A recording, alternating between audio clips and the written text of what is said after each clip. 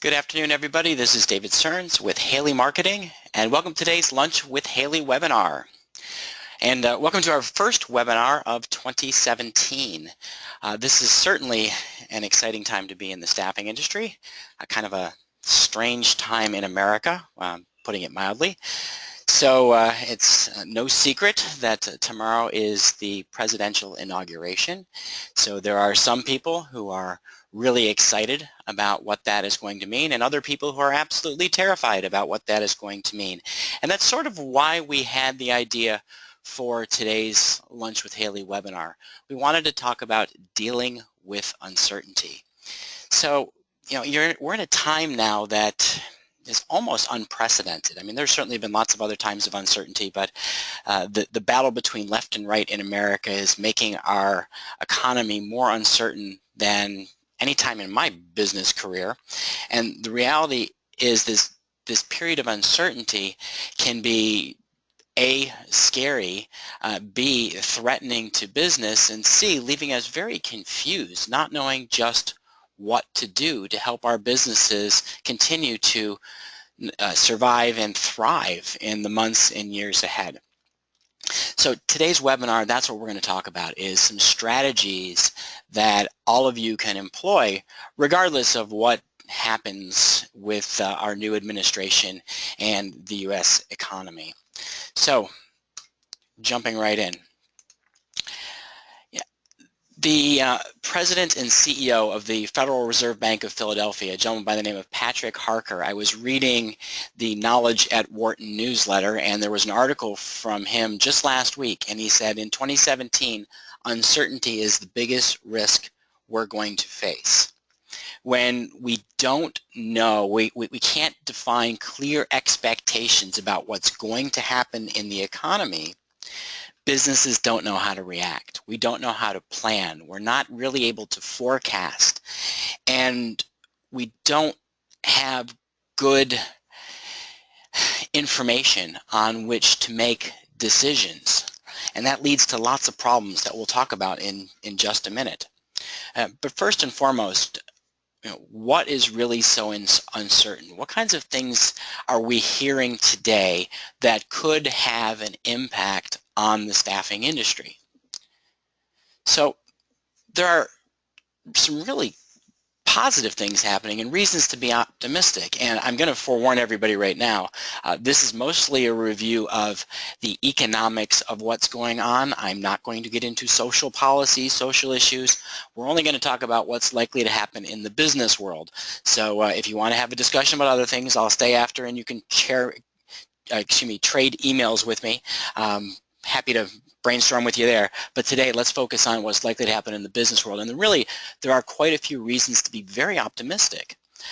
If you believe Trump and the incoming Congress, corporate tax rates are going to be going down.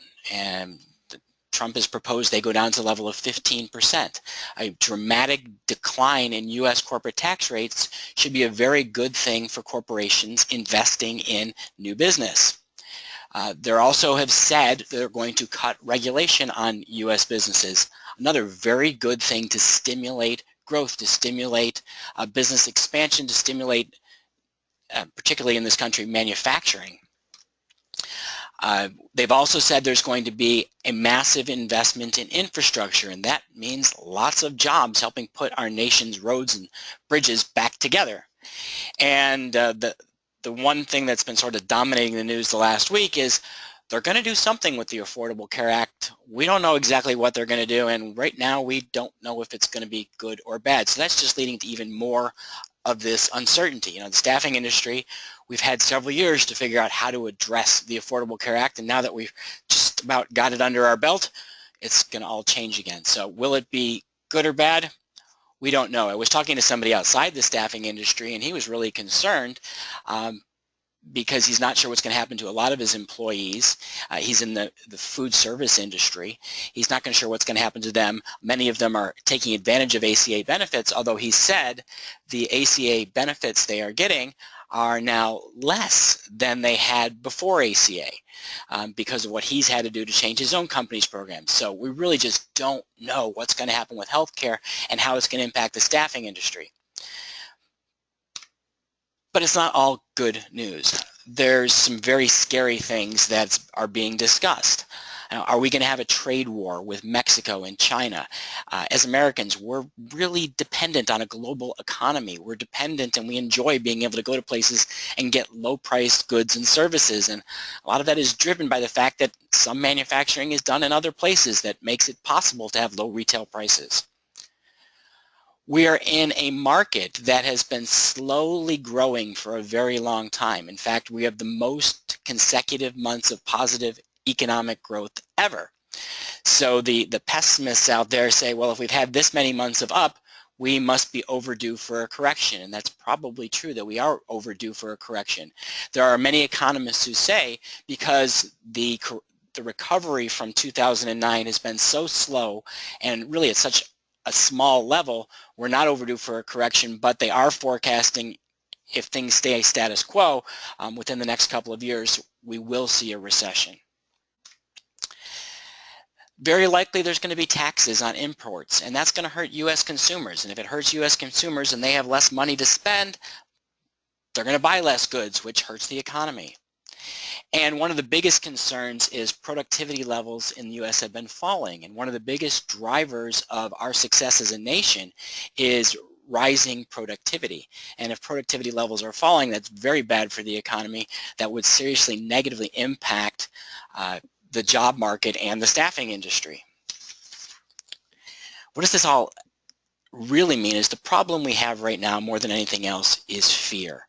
When the economy is in a state of fear, we become paralyzed. Fear leads to conservative behavior, meaning we don't take actions. Let's leave more money in the bank than invest it.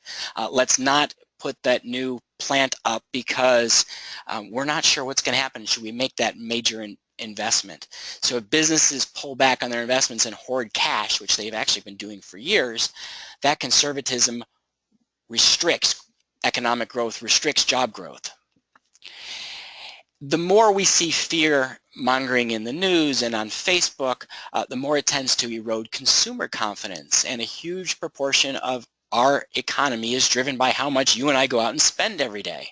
So if the consumers are afraid, they tend to spend less. Less spending, again, drives down the economy.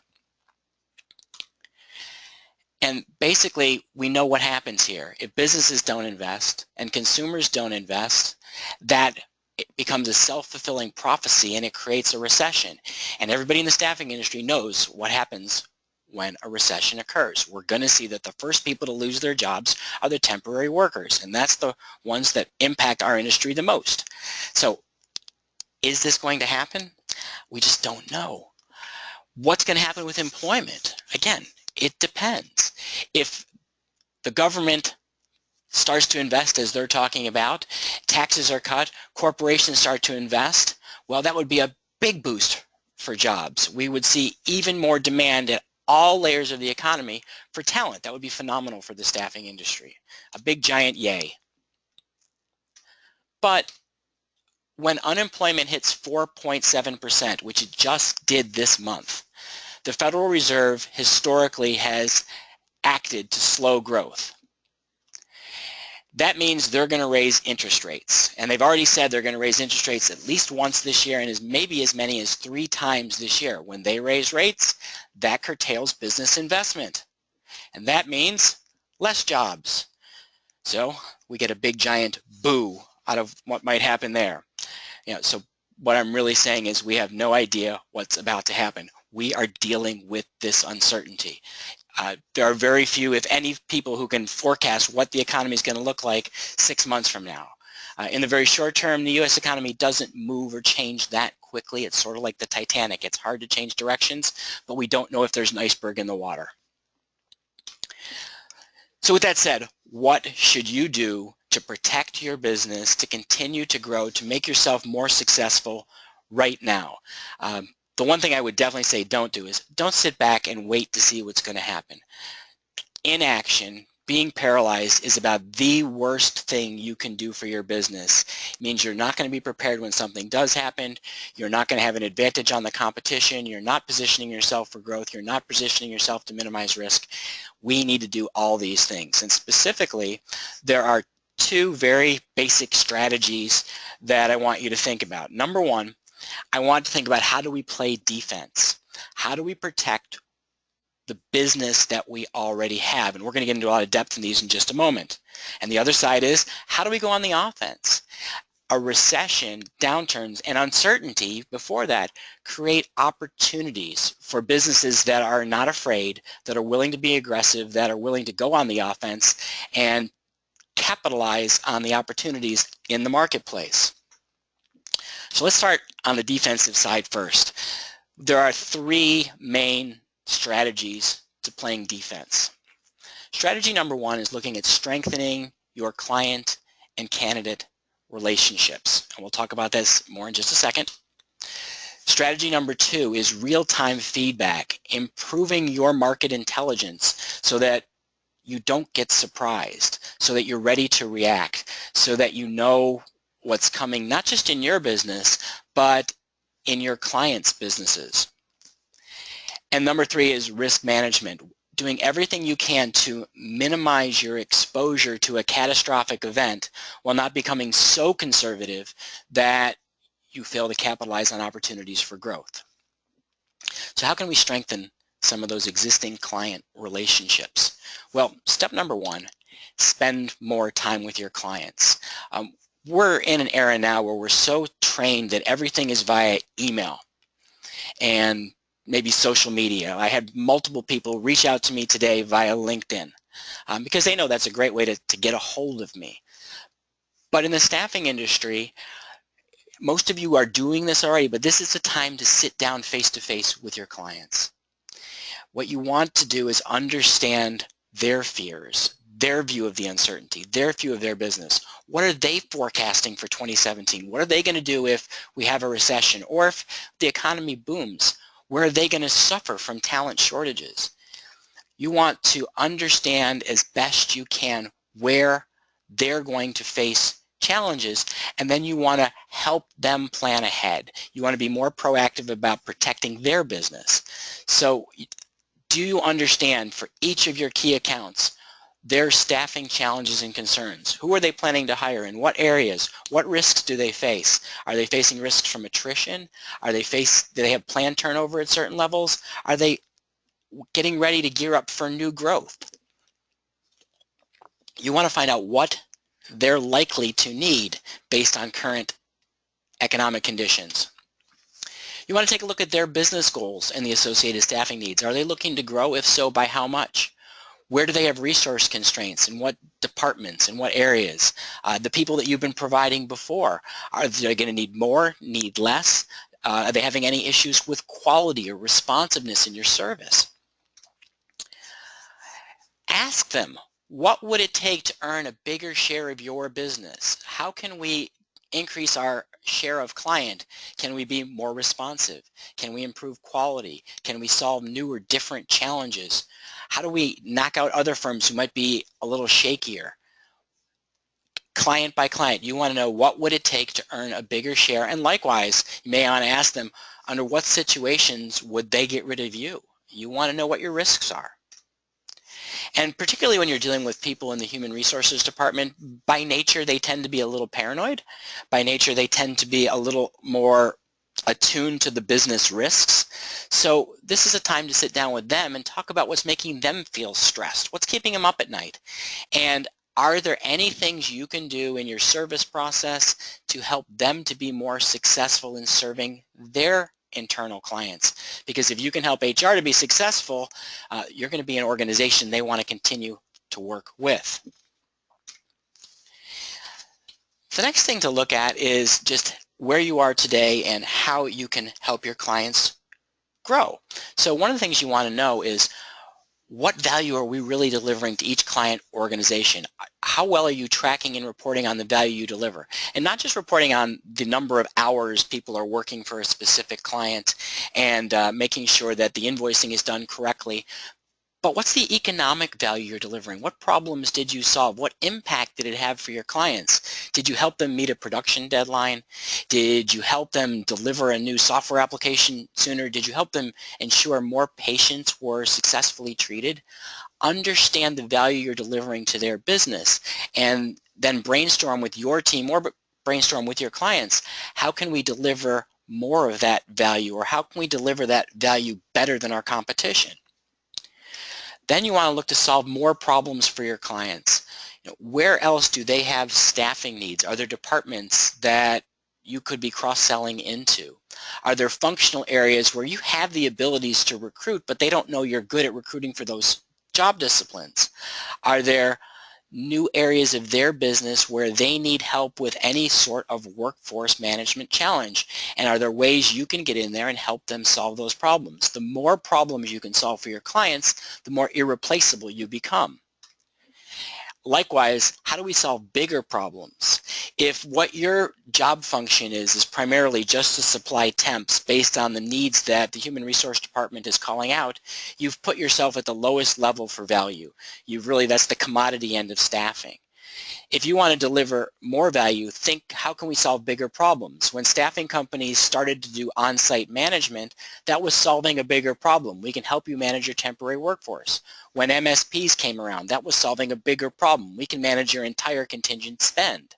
But how can you, whether you're a little company or a big company, solve bigger problems? Step one, we have to know what those bigger problems are. Step two, we have to think about how can we as a staffing partner provide solutions. Can we provide new ways to control cost? Can we help our clients better increase productivity in their organization? Can we help them accelerate product launches or product deliveries or improving service to their customers? Can we help them improve employee retention, or at a minimum, protect their key people from being poached? Can we help them increase employee engagement and drive higher levels of performance? If you look at all of the HR-related problems that your clients are dealing with, then step back and say, how can we as a staffing partner do more than supply labor, but supply solutions to those business problems? The next one is kind of an unusual way to strengthen client relationships, and that's to think about skill marketing as a tool for relationship building. Now, typically we think about skill marketing as a way to get the candidates we have placed. But right now, when the economy is still doing fairly well and talent is in short supply, it's an ideal way for you to go and cross-sell. So if somebody you work with thinks that all you do is light industrial staffing and you happen to be awesome at financial staffing, well, this is a great way using skill marketing to cross-sell your financial talent, to make people aware we can do more than one thing. It's a way to show clients the range of people you place and the quality of the people you have in different areas. So skill marketing can be used to illustrate we have really good people in all these different job functions, so you, Mr. Employer, when you have a problem in any of these areas, we can be a recruiting partner. And also in the very short term, skill marketing leads to immediate job orders, which helps your cash flow and helps build your relationship with each client you serve. Now, we also want to think about building relationships on the talent side. Right now, talent, as I mentioned, and you all know, is in very short supply. So we want to make sure that the people that we're putting to work, the people that we value the most, we're keeping them employed. And again, this is where skill marketing also comes into play, is we want to be proactive about taking people coming off assignments and making sure they're redeployed on a new assignment before one of our competitors puts them to work. Because if we don't keep our people employed and keep them employed in the best jobs we can get them, they're going to go to work for somebody else and we lose that asset. We want to be more proactive about helping top candidates find employment. When we're in a tight labor market and somebody with a lot of skills walks in the door, what is your firm doing to proactively help that individual go out and find employment? I was literally, right before this call, talking with one of our clients about a challenge they have, that their online marketing is generating candidates in geographic locations where they don't typically sell. But these are very good candidates. And we're talking about, well, how could you flip your business model in those markets so instead of being recruiters who find talent for employers, you're more like career scouts or talent scouts whose job it is to take great people and help them find the jobs they want. And we were debating about the merits of well, are these the candidates really truly placeable? If the answer is yes, there's an opportunity. Do we have enough of them to have a function that provides the scouting approach to staffing rather than the recruiting approach to staffing? And can we get the people placed fast enough so that these people aren't already finding jobs on their own and we're losing the opportunity to place the candidate because our own time is too slow? So the more proactive, the faster you can react to the candidate, to their desire to get hired, to get them placed, the more you're going to not only increase your own revenue, but you're going to attract more top candidates to want to work with you because you're an organization that really helps talent find jobs. And one very simple thing you can do is make sure your candidates are really informed about job opportunities that you have. So if you're not automatically sending out job alerts from your website to your candidates to keep them in the loop about jobs they may be interested in, make sure you have that capability. Look for all the touch points that you have with your candidates and find more ways to ask for referrals. Treat your candidates like they're valued members of your extended family, your extended team. Keep them up to date on what's going on in the business. So more like internal employees than just temps who don't have an affiliation with any company.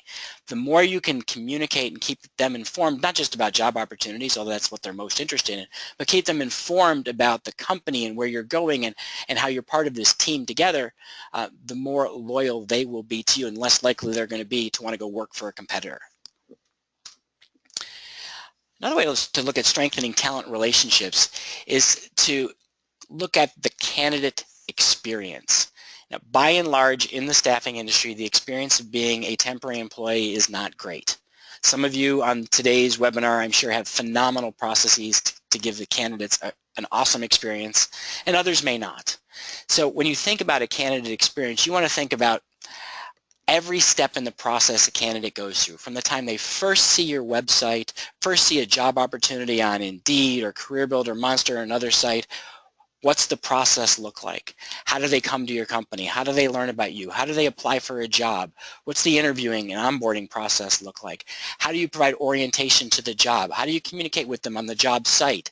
How do you communicate with their manager about their performance? How do you communicate with them near the end of the assignment and about future assignments? How do you give them feedback? You want to process map every touch point that you have.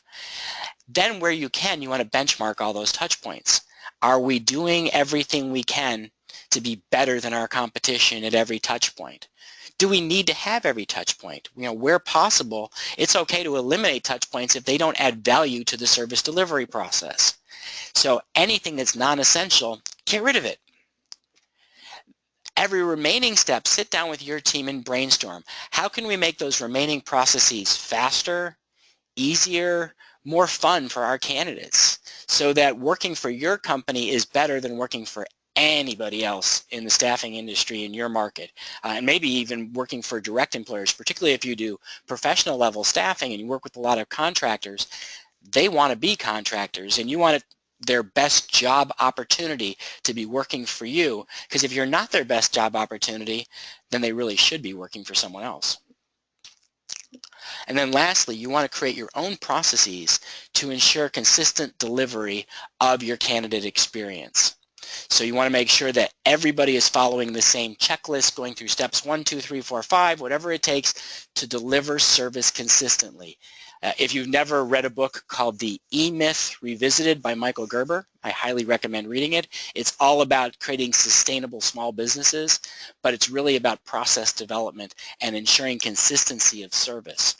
In staffing and in any service business, we're going to be judged by how consistent our service is, because that's our number one determinant of quality. And more than anything, your talent relationships are about that communication. I want to reiterate that again. With talent, you want to communicate when you're setting expectations of what it's going to be like to work with your firm. You want to give people honest feedback. If you can't put them to work, let them know and let them know why. Don't hide from them. You want to provide timely response. If they come in for an interview, how long is it going to take your recruiters to get back to them? Can they tell them at the end of the interview, same day, next day, a week later? How long is it before you know if that's a candidate you can place? If they're actively engaged with a prospective client, you want to make sure they're getting very timely feedback about the status updates from the employer. You want to be very proactive about any issues, and this goes for clients and candidates. If you see a problem, don't wait for the problem to come to you. Go to the problem and address it. Get on top of it first so you don't create a negative impression of your organization with either clients or candidates. Try to be faster than your competition. How can we be more responsive in providing information, communicating with our clients and candidates? And lastly, be as transparent as you can. The more you're honest about what's really going on in your organization, what you can and can't do, the challenges you're facing, what you're doing that's working, what you're doing that's not working, people value that honesty and that transparency, and that makes them trust you. When you wall everything off and you hide behind your email, you hide behind your desk, people lose trust in you, and in uncertain times, people are looking for trust. So do everything you can to communicate openly and honestly to build that trust. And before I move on, somebody just asked the name of the book that I mentioned. The book title was The E-Myth Revisited by Michael Gerber. The next thing I want to look at is getting more real-time feedback. We want input. We want intelligence from our clients, from our candidates. We want it as early as we can get it so that we never get surprised. So first thing is, during those face-to-face meetings with your clients, find out if they're happy. What do they like about your service? What do they see as areas for improvement? You want in-depth feedback. This isn't time for just the Net Promoter one question, would you recommend us to a friend or colleague? That's a good starting point. This is the time for the in-depth interview to analyze everything they like and dislike about how you're servicing them. You may not be able to change everything, but you want to know everything, and you want to know from your clients, is there anything somebody else is doing that's smarter, better, more convenient, faster, easier than we're doing it? Because if somebody else is doing something better, you want to learn what it is.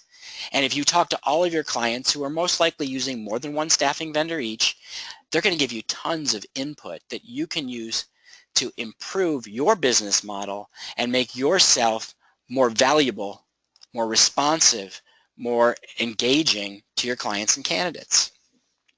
So that's kind of a baseline, is that sit down and get one-to-one feedback to see where do we stand today. And then after that, you want to look at reputation management. What are we doing to get faster feedback from clients and candidates after a service experience? And there's two things that I can suggest. If you don't participate in Innovero's Best of Staffing, they have a great process for getting customer satisfaction scores that you do multiple times a year to get feedback from your clients that does use that Net Promoter methodology to find out, hey, how are we doing? Would you recommend us to others? What kind of feedback would you give to us? And if people wouldn't recommend you, you're going to find out why. If they would, you're going to see what they really like about your services.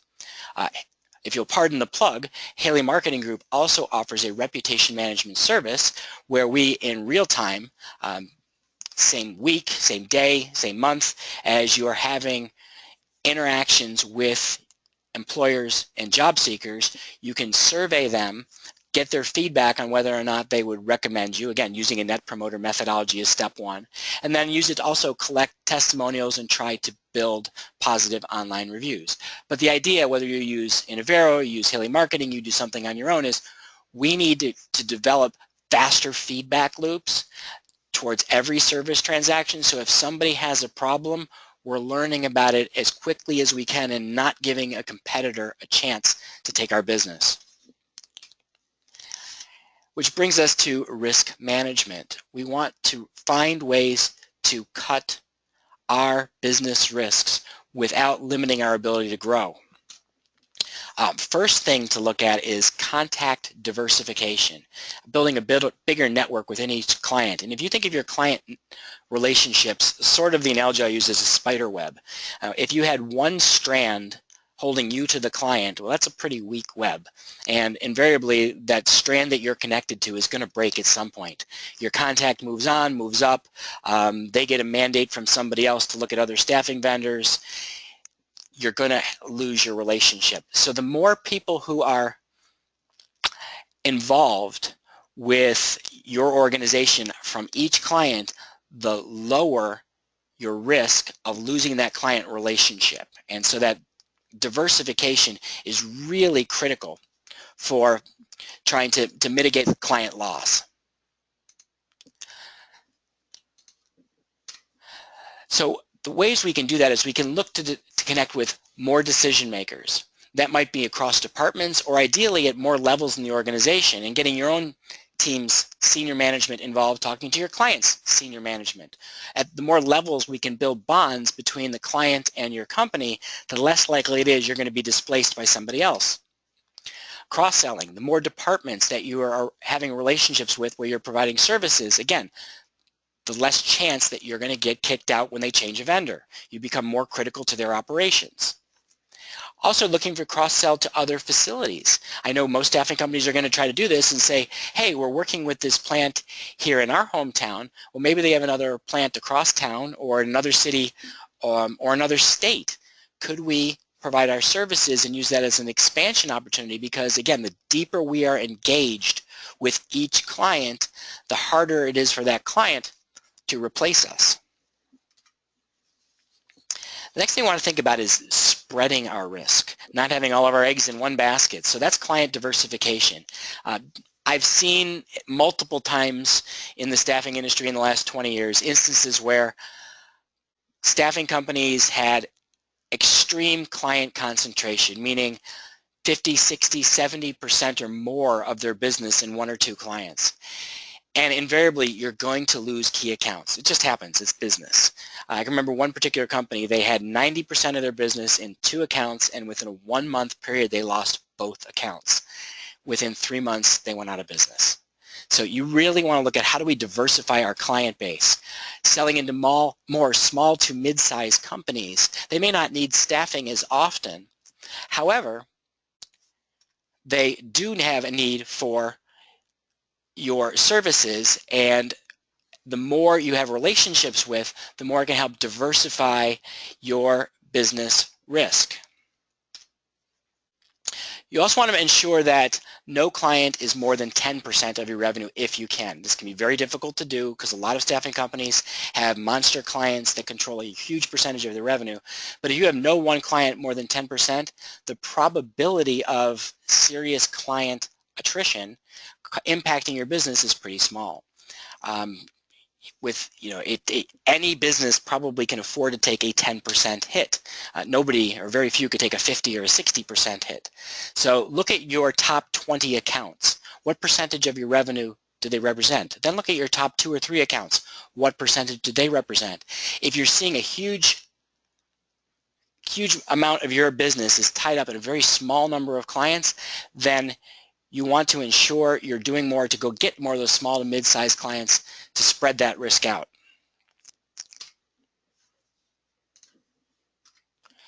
Then also, while you're talking to your client, you want to understand and assess each of your clients. How vulnerable are they to a recession? If we had a serious downturn, what would happen to their business? Would it grow? Some businesses do. Would it go down? How severely did they go down in 2009? And are there ways they can reduce their risk? Are there ways they can diversify their own client bases? Are there ways they can find new markets? Could you help them to mitigate those risks? And then also look at your industry, look at your geographic market. Are there clients who are not going to be as vulnerable? Maybe because they're in counter-cyclical industries, maybe because they've got venture capital and they're not going to lose funding just because we have a temporary downturn in the economy. How do we go after the companies who are going to be less at risk to diversify our own risk? All right, let's flip sides and now talk about going on the offense. Uncertainty is an ideal time to go after business growth because a lot of people sit on the sidelines. This is one of the best times to go after their clients, to go after new opportunities, to take advantage of being more aggressive. And one thing I'll share with everybody is that back in 2009 and 2010, we saw that companies that were more aggressive with their marketing and selling efforts during the Great Recession were the first ones to recover. They also went down far less than those who got nervous, sat on the sidelines, just focused on cutting expenses. So right now, get more aggressive about your sales and your growth strategies. You don't want to invest at such a level that, hey, if this goes wrong, we're going to be out of business. You don't want to burn all your cash reserves, but this is an ideal time to get aggressive about sales and growth strategies, and we'll talk about that in just a second. We also want to talk about integrating sales and marketing. We want to make your salespeople and your recruiters more productive by giving them tools so that they are better able to get more face time with clients and candidates. And we're talking a little bit about 10x thinking. It's something that came up at Staffing World last fall. Peter Diamandis talked about 10x thinking. Really personally influenced me a lot. We made it sort of the theme for our year-end planning at Haley Marketing, and I'll share some of the things that we thought about and we discussed so you can apply them to your own business. So first, let's talk about growth. And we want to look at how you can sell more. So the simplest thing is do more. Do more of what you're already doing, more sales activities. It could simply be increasing sales quotas. It could be hiring additional sales reps. It could be spending more time with existing accounts, getting more face time. And speaking of those existing accounts, this is a great time to look at providing more services to those existing accounts so that you have not only more sales growth, but again, you're deepening the client relationships, minimizing the risk of attrition from any one account. So some of the things you might look to do if you're not already doing it: on-site management with helping your clients to better manage their staffing function, and that could be done through a traditional vendor on-premise or maybe virtually through the internet, providing the ability to have a virtual office at your client's site. Second thing is looking at VMS technology, and I know this is sort of a bad word in the staffing industry because we don't want to think about VMS technology. But VMS can actually be a competitive advantage. So if you have a client that's doing a lot of staffing and they're not using any sort of technology to manage it, the function, the adoption of VMS could actually help your client be more efficient. Now, you don't have to introduce VMS as a way to bring in other vendors. It could be just a platform you bring in. There's a company called iSymphony that I'll give a plug that can work with you to bring in technology that you provide to help your clients be more efficient in consolidating orders and working with you. So again, VMS, as I'm stating in here, is not to create more competition and lower your markups, but it's to help your clients be more efficient about ordering from your company. Next up, compliance management. During the last several years, there's been a big push to crack down on illegal independent contractors. And so can you help your clients do a better job of managing this so that they stay in compliance, reduce their business risk, and guess what? Most of those 1099ers are going to become temporary employees. Is there other HR consulting that you could be doing to help your clients solve other business challenges?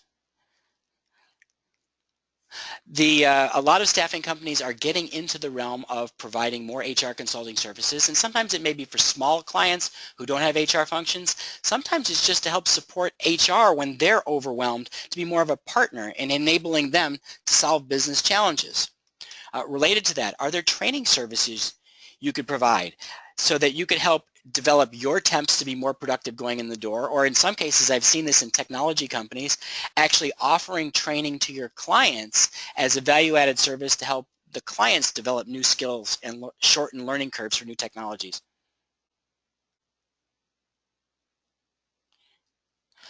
And lastly here, payrolling or other support services. Are there other things that you can do to help your clients to manage the staffing function more efficiently? And this is just a partial list of ideas. I really want to get you thinking about brainstorming. Are there other things that play off of our company's core competencies that we can offer to have deeper relationships, to grow revenue for each account? Because if your average account volume goes up by 10%, your sales will go up by 10%, but your profits probably go up by even more than that. In terms of growth strategies, we've helped a bunch of companies brainstorm ways to grow, and I wanted to share 10 different strategies staffing companies can use for driving growth. So first and most obvious is increased market share, and that goes to being more aggressive. How do we get more business with more companies in the market we serve? Second, I talked a little about earlier, was increasing client share. How do we do more with every client so that they are doing more business with us, but they are also doing less with our competition. We're increasing their dependence on our firm while at the same time pushing our competition out the door.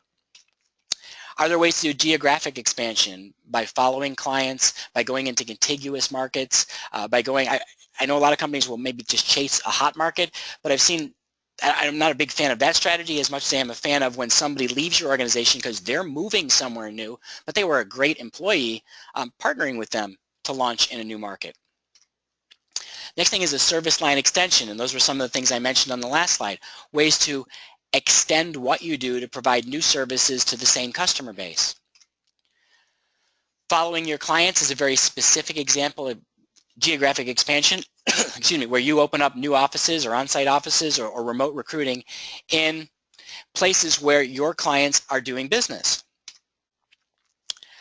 Next thing is looking at mergers and acquisitions. There may be strategic acquisitions, buying someone who's in another market, buying someone who's a top competitor to get more market share, or maybe buying a staffing company that would be a real natural fit because they're better at a certain type of staffing than you are and you'd like to be good at that other type of staffing. Likewise, you can do a strategic merger, finding a partner who is an ideal fit that you work well with. You can put the two businesses together where 1 + 1 would equal 3, 4, or 5, so that by combining operations, you can improve efficiency, but you might also increase your scale, increase your scope, be able to deliver wider and deeper solutions to your clients. Another one's a very specific type of M&A strategy called a roll-up, where we buy a number of smaller independent staffing companies in order to create a larger organization that we may take public and take advantage of the multiple differences between private and public equity markets. Another growth strategy is, I wrote it as competition, but it's really working with your competition. Now this one may seem really strange. Excuse me one second, I had a little cough there. The idea is sometimes you get more value by partnering with a competitor than competing with a competitor. And this can happen when you're not big enough to fill an order, or maybe you have complementary skills. I know a lot of times there's a huge fear that, what if the competitor steals our business? Well, they're afraid of the same thing. What if you steal their business? I wouldn't try to compete or work with a competitor with whom I didn't have a good relationship and who didn't have comparable values to our organization. But there are times it makes a lot of sense to work with a competitor because you can deliver a better solution to your client. And lastly is moving up the value chain. It's what I mentioned earlier. How do you solve higher value problems by taking on new services? It's when staffing companies went to on-sites and then went to MSP. And now the next thing that a lot of them are talking about is the concept of total workforce management. How can we as staffing companies take over responsibility for more of the hiring, talent management, onboarding, and contingent workforce management?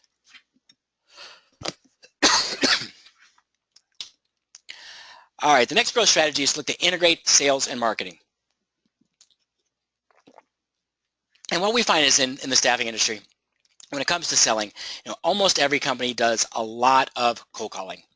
And a very small percentage of those activities are completed in really valuable business transactions. What I mean by that is you spend most of your time leaving voicemails, sending email that doesn't get answered, knocking on doors where you don't talk to anybody.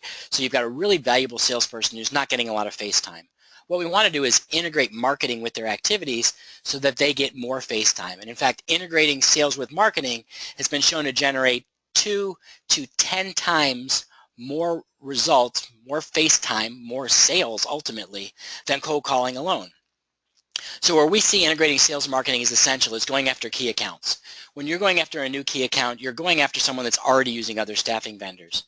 How will you convince them to pay attention to your message, to want to talk to you, to understand the value you can deliver? Marketing in advance of the sales activities is like teeing it up. It's giving your salesperson the best opportunity for success. The next thing is looking at former clients, and can we have campaigns specifically to reactivate those former clients? People leave you for a reason. Maybe it's because of a service issue. Maybe it's because they just had a change in their HR department or their ownership. Maybe it's because a new relationship popped up with a competitor and you didn't have that same personal relationship. But over time, those things change. And what we want to do is make sure we have a game plan for proactively going after the clients we've lost to see if we can bring them back, to tell them what's new in our business, to give them a reason to come back and work with us again. We also want to make sure we're doing existing client and prospect nurturing campaigns. No salesperson, no recruiter has enough time in their day to stay top of mind with every client and every prospect on a very consistent basis. So we want marketing's role to be to help us nurture. Use email, use social media, use direct mail to stay top of mind, to constantly be in touch, at least once a month, sometimes more often, with every client, every prospect, so that nobody slips through the cracks, so that we're strengthening our positioning message, we're showing people the value we can deliver, we're introducing them to new services we offer, and we're giving people a reason to want to talk to us again and again and again. We're also giving our salespeople something that they can use to make more productive follow-up calls.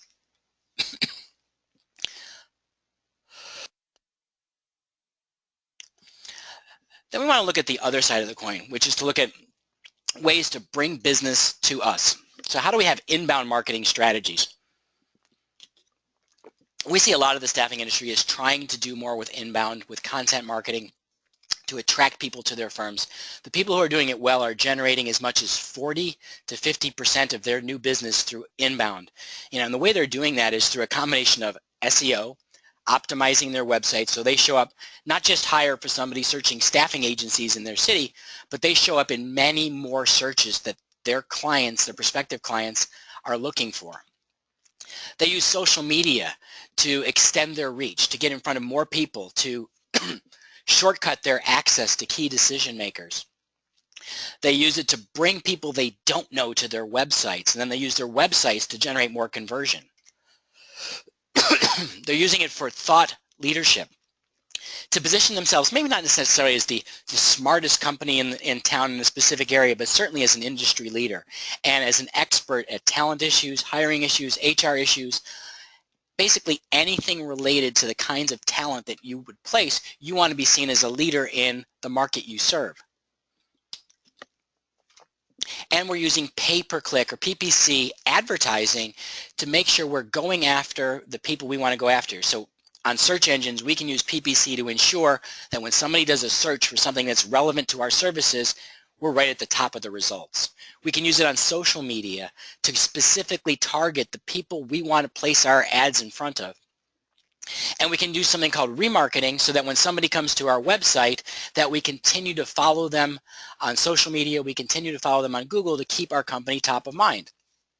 But PPC isn't just about advertising our company and its benefits. We have to think about using pay-per-click more subtly, because all humans have seen so much advertising online that we're pretty good at avoiding it. So what we want to do is use this PPC to bring people back to our content, to share ideas. And that's where thought leadership, social media, and PPC all go hand in hand, to bring people back to your website. And then it's really your website's job to be your 24/7 salesperson, so that when someone starts by consuming content, you get them to take the next step to want to contact you to talk about what you do for a living, talk about their staffing needs, or on the candidate side to apply for jobs. All right, and the last area we want to talk about is 10x thinking. And as I mentioned, this came out of last fall Staffing World Conference. Was the first time I really learned a lot about 10x thinking. And it's about creating new business models. So there are lots of companies outside the staffing industry that are doing amazing things with 10x thinking. Inside staffing, we're seeing some companies doing it in the world of online staffing and artificial intelligence, using it to replace what is done by humans or using it to displace staffing firms. There's a company, I think the name is ShiftGig. They're going to be at the executive forum in a few weeks. They just got $20 million in venture capital to grow their online staffing platform, which is designed to find workers for the next shift coming up for a manufacturing company. We have to think like companies such as Uber, Netflix, Amazon, Google, Walmart, and Indeed. And I use these as an example of 10x companies because they all did very unique things to have radical growth. So, Uber said, okay, there's this industry called taxi cabs and transportation, and it's very inefficient. So we can use technology to replace the inefficiencies. We can eliminate the industry's need to buy cars. We can bring the driver directly to the passenger. We can create a better service experience. We can lower cost through technology. So they use technology as a play to change an industry. Netflix used distribution. They looked at Blockbuster, who said, you have to come into a retail store to get a video, and said, no, we can mail them to you. And then when that changed and Netflix became able to deliver content over the internet, they said, we don't need to mail DVDs anymore. We can deliver all the content online. So they've been focused on distribution, and that's why Blockbuster's out of business, and Netflix is now a giant content distribution company and even a media company creating their own content. Amazon said we can use scale to dominate the world. We're going to first be a bookstore, and we're going to have every book that you can't get, and we're going to put the bookstores out of business. And then they said we're going to grow our scale even bigger, so we're going to get so good at fulfillment, nobody can touch what Amazon can do in fulfillment. And they've really accomplished that. Now, what I don't understand is how you can go that many years without making a profit and still see your stocks go up. But Amazon has completely changed how retail gets done because of their 10x thinking in the 1990s, long before what they wanted to create was really even feasible. Google did the same thing when they said, we're going to make it so you can find everything. We're going to make all information accessible.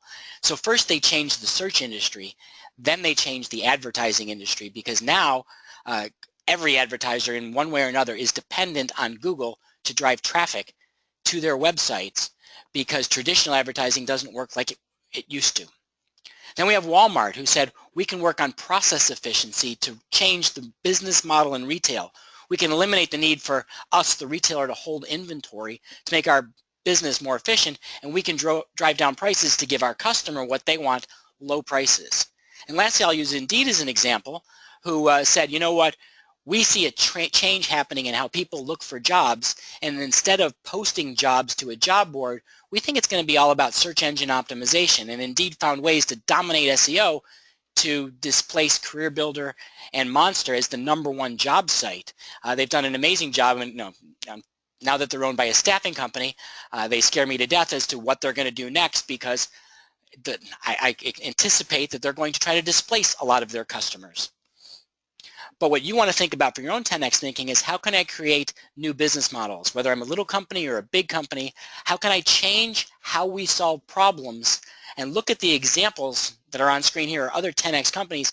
How did they change their industries? Very few of these organizations were big companies when they started. They just had big ideas. They looked at solving bigger problems. So in staffing, can we get to that level of total workforce management? Can we improve employee retention and eliminate attrition, or reduce it, or get rid of the pain of constantly having to replace people? Or maybe we can't get rid of the problem of retention, but we can improve the way businesses use people, so that if most employees are on a 1 to 2 year work cycle, we help employers get more value out of that cycle than it being in a constant need to rehire and retrain. Are there better ways that we can help people deal with skill shortages? Maybe by better leveraging an aging workforce. People are living longer, but they want to do new things. So can we help take people who want to be in hobby careers and use those people to fill the skill shortages that our clients have? It's really about being more creative and brainstorming more ways to solve problems. That's how we 10x think the staffing industry. To sort of wrap up our 10x thinking, some ideas on project solutions. Can you own outcomes like human resources outsourcing and RPO, or recruitment process outsourcing, firms have done? What other ways that you can have solutions that you own the result, not just supplying the people? Can you create a national brand? There's an organization many of you may know called Answer Team that said, we're going to have a group of privately held staffing companies come together and brand ourselves nationally so we can compete against the bigger companies without having to lose our local identities. Can we create scale, maybe through a roll-up strategy that I mentioned earlier? Are there ways to do mobile-first workforce management? Think how Uber applied to taxi cabs and apply it to temp help. That's what ShiftGig is trying to do, but maybe there are other models that you could do either locally in your market, or you could team with others to roll it out nationally.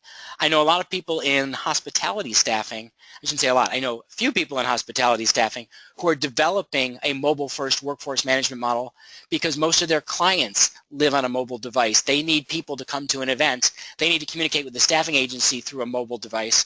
So they're trying to rethink the ordering process, the workforce management process, so that it's truly their entire service delivery is mobile first. That gives them the opportunity to displace all their traditional staffing competitors. All right, let's put all this together and wrap it up. So some final thoughts. Uncertainty is a given. We can't control the economy. There's going to be good. There's going to be bad. We don't know what's going to happen. It could be extremely beneficial to the staffing industry. It could be extremely negative. We'll start to know in 3 to 6 months, and within a year or two, we'll really know where we are. Hopefully, it'll be to the good. We also can't control our clients. We can't control how they're going to react. We can't control what they're going to do. If they're going to get conservative, we can't control that. If they're going to get aggressive, if they're going to look to change their business models, we can't control that. But we can control what we do. We can control what we make happen. So, we can make the economy the other guy's problem by playing a better game of offense and defense.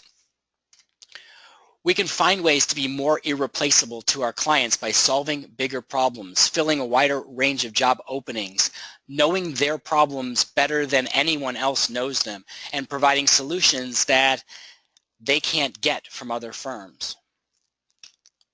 We can build wider and deeper client relationships so that we're less at risk of losing a client because one of those strands in the spiderweb breaks. We can look to provide more strategic solutions and services that solve those bigger problems. How do we move up the value chain to do more for our clients so that we are more irreplaceable because of the value we are delivering and that we're showing them the value that we're delivering? And how can we get more aggressive about sales and marketing so if a downturn happens, we're not the firm that's going to suffer as badly as those other companies who aren't getting aggressive, who retract and pull everything in to save money and then either go out of business or take the longest time to recover. And lastly, if you need help, of course, we're here to help. There's a lot of things that we've been doing for the last 20 years. We've been through a couple of recessions, and we would love to brainstorm strategy with you, from websites and blogging and social media to search engines and direct marketing to help your sales team be more effective. We'd love to help where we can. Some specific things I want to let everybody know that are going on right now. If you're interested in checking these out, we have a promotion that just kicked off this week called Digital Dominance. And you can check out the details at haleymarketing.com/DD2017. It's a very special promotion on our blogging, social media marketing, email marketing, everything you need to do to have a really strong web presence, to be aggressive online, to bring more inbound business to you. We can help with the integrated direct marketing. A lot of people today believe that I don't need direct marketing other than pick up the phone and email. Well, if every single staffing firm is only picking up the phone and email, it's very hard to stand out. So look at other channels of direct marketing, and we can brainstorm with you how to create these campaigns to create this direct marketing to make your sales team be more effective to deal with this uncertainty. If you need custom content and sharing, a lot of our clients now are coming to us because they want to create content for very specific purposes. We're doing a lot more market research, helping our clients better understand the problems that their customers are perceiving so that they're not being reactive, they're being proactive about addressing their marketplace. And lastly, as I mentioned earlier, the reputation management. If you want to get faster real-time data, this is what we can help you to do, and at the same time build lots of client and candidate testimonials. So that said, I want to thank everybody for being part of today's webinar. If there are questions, I will be more than happy to stay on the line and continue to answer them. And just to let everybody know, you can always also reach out to us via phone, email, happy to chat, LinkedIn too. And we've got 2 webinars coming up in February that I want to tell you about. First up is a product demonstration on February 9th. We're going to be doing a demo of our JB4, our radically improved job board where we completely did our user interface last fall. We're going to be doing show and tell to show you all the new features that we've built to make it a really exceptional experience for your candidates and to attract more candidates to you. And then we're going to follow that up with a webinar later in the month called The Right Tool for the Job, Understanding Marketing Tactics, where we really get into looking at the goals staffing companies have for their sales, for their recruiting, all of the tools that might be in your marketing toolbox, and when to use each tool based on what you're trying to accomplish.